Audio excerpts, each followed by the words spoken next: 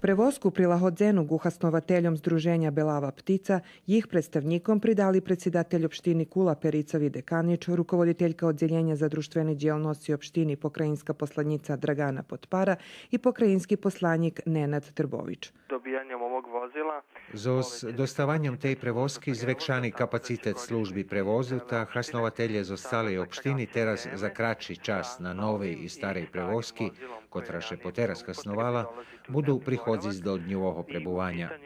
Kupno 25 dzeci i odrosnuti z invaliditetom hasnuju to tu usluhu, kotra omožljivuje, že bi dzeci od hižnej adresi po dnjovoj prebuvanje stigli na bezpečni sposob, poneže to osobi kotri ne možu hasnovac javni prevoz.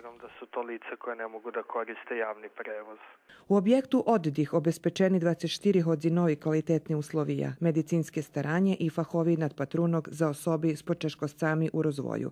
Jak Varelko Šutić u tim objektu rošnje číslo hasnovateljoh i teraz ho hasnuju 76 osobi, a da jedni tam i nepririvno prebuvaju. Nova prevozka budze hasnovana za prevoženje hasnovateljoh dnjovoho prebuvanja, ali je budze dostupna i drugim osobom z invaliditetom.